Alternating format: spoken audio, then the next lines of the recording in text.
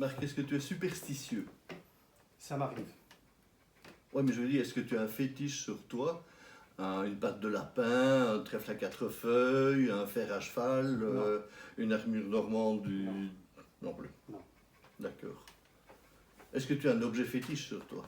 Je ne l'ai pas sur moi, mais j'en ai un. Ah, Un briquet. un briquet, ok. Est-ce que tu crois au pouvoir de ces objets? Un peu. Si tu joues au poker. Voilà, hein, c'est donc, ça. Dans ces circonstances-là, oui. dans ces circonstances, tu le mets en poche quand même. Ou tu le mets sur table, ou ça sert de carte-garde. Voilà. Ok. Tu connais les peaches? Non. Je vais te montrer. Ça, ce qu'il y a là-dedans, est un objet de superstition. C'est un porte-bonheur, si on veut.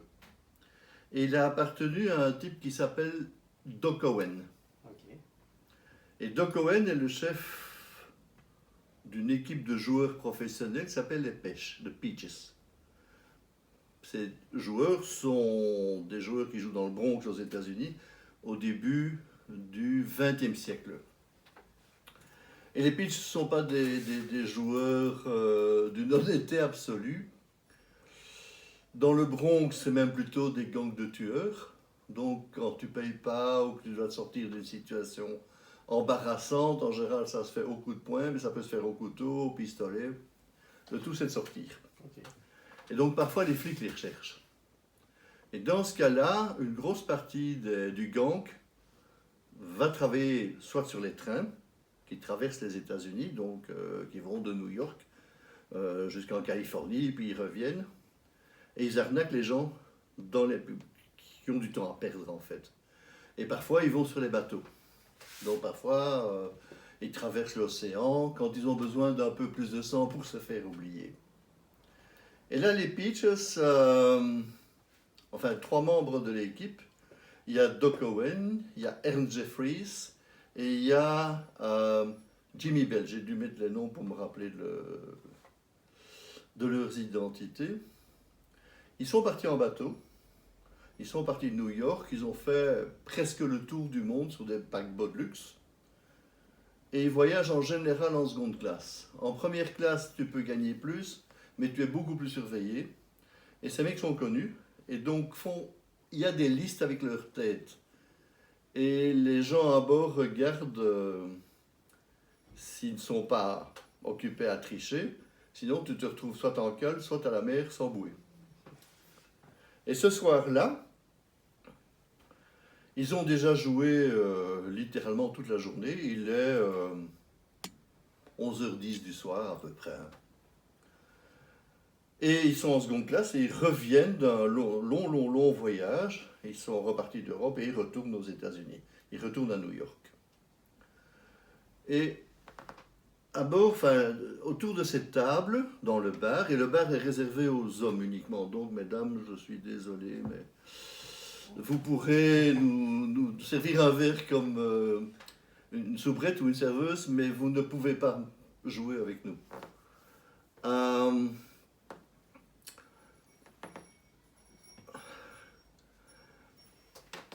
Tu vas jouer le rôle de Doc Owen.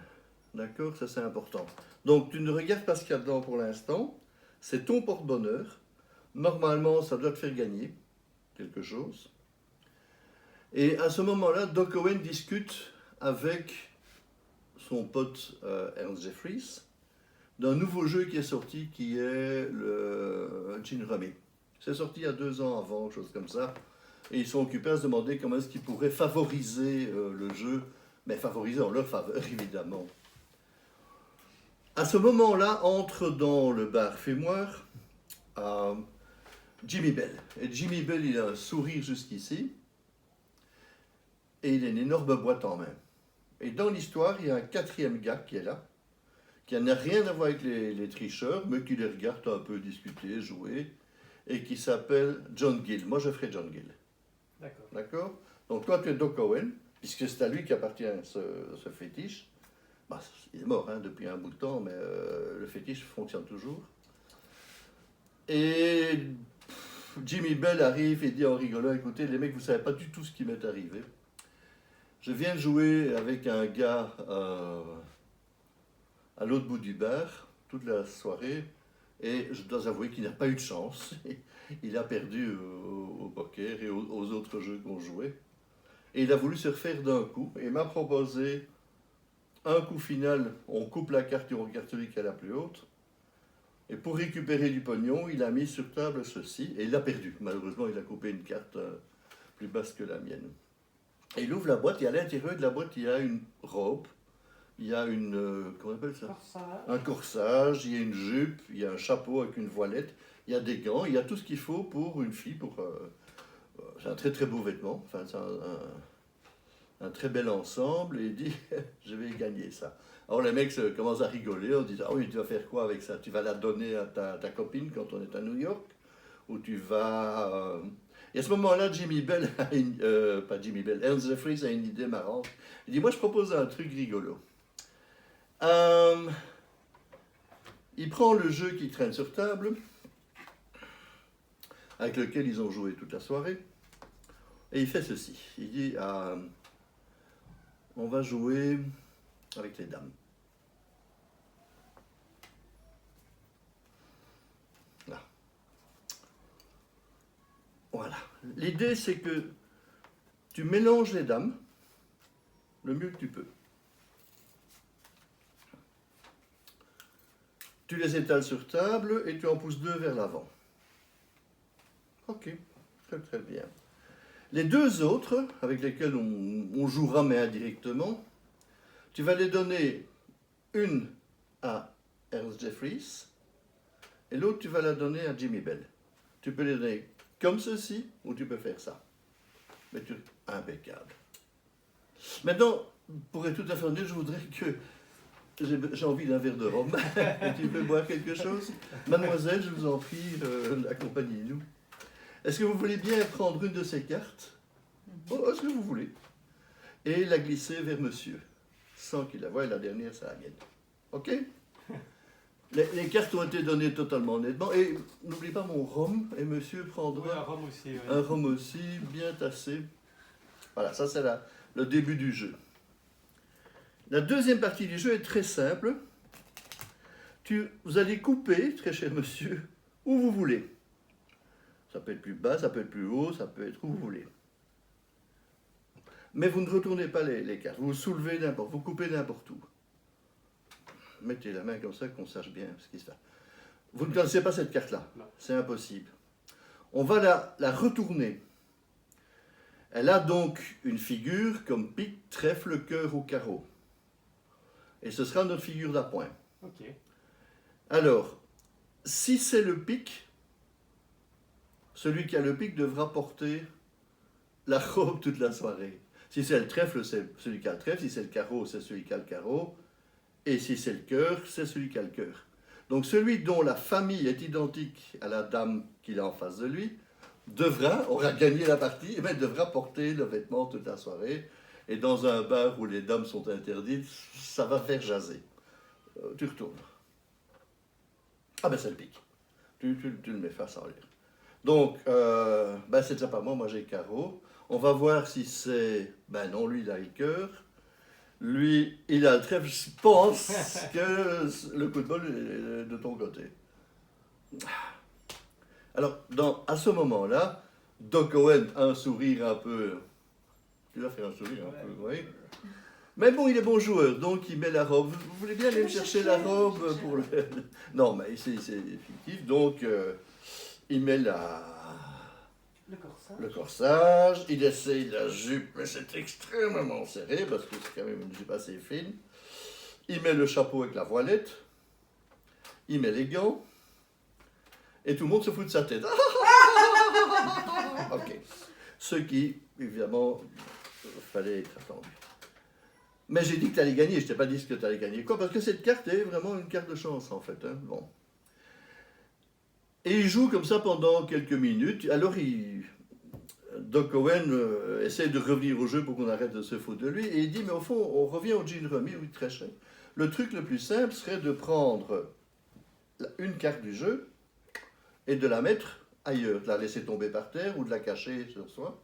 Sachant qu'il manque une carte dans le jeu, ça donnera un avantage. Donc il fait ça avec la dame de pique. Tu ne dois pas le faire, mais il la met dans son corsage entre parenthèses. C'est à ce moment-là que le verre de rhum que tu aurais dû amener depuis un moment se met à trembler. Les 2 verres de rhum d'ailleurs. Comme si le bateau sur lequel il se trouvait venait de percuter quelque chose. Et il y a un moment de panique à bord, même si c'est pas fort, c'est quand même un très gros bateau. Et pour faire bouger un bateau comme ça, il faut que le choc soit quand même violent. Les serviteurs, enfin les gens du bar vont courir dans tous les sens. Et puis ils reviennent et disent, ne vous en faites pas, mesdames, messieurs, il n'y a aucun risque. Le Titanic vient de toucher un iceberg, mais nous sommes insubmersibles. Donc, tout se passera bien. C'est à ce moment-là que Tom Cowen et ses copains, qui n'ont pas une confiance absolue dans les jugements des serveurs à bord, se mettent à courir dans tous les sens. Puis on entend, écoutez, les femmes et les enfants d'abord dans les canots, donc les femmes et les enfants s'enfuient. On entend des coups de feu parce que les officiers tirent sur les hommes qui essaient de monter à bord, ce qui est idiot. Parce qu'on a demandé les femmes et les enfants d'abord, ça ne veut pas dire que les hommes ne peuvent pas monter. Et on voit discrètement passer dans la cohue une femme avec une voilette, un chapeau, un corsage ajusté et une jupe qui ne tient pas vraiment le cou, et des gants blancs. Elle monte à bord et Doc Owen est sauvé. Et ce sera le seul de la bande à être sauvé. Les 3 autres, Jimmy Bell, Anne Jeffries et John Gill, vont disparaître avec le Titanic.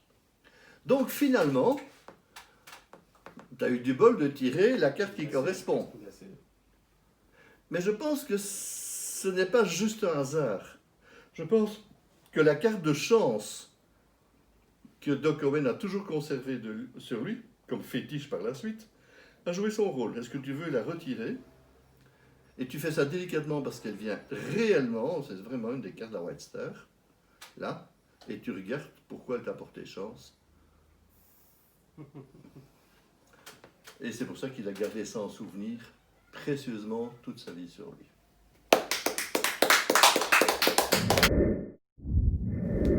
Les faits sont vrais, sont reportés dans cet ouvrage qui est sorti au moment du naufrage du Titanic. Et on a clairement dans le livre, en anglais, The Dreamy Lighthouse, etc., il dit quand le personnel s'est mis à courir partout en criant les femmes et les enfants d'abord, un lâche, parce qu'il fallait être lâche pour ne pas courir, revêtu de woman's skirt, un gilet de femme, un chapeau et un voile, c'est faufilé entre les braves et chevaleresques hommes, qui, à mon avis, devaient être cons comme des balais parce que pour se laisser couler, est passé par au-dessus du bord du bateau maudit, est monté à bord d'un canot et a sauvé sa peau. Quelle honte! Sauf que mieux vaut un lâche vivant qu'un imbécile mort.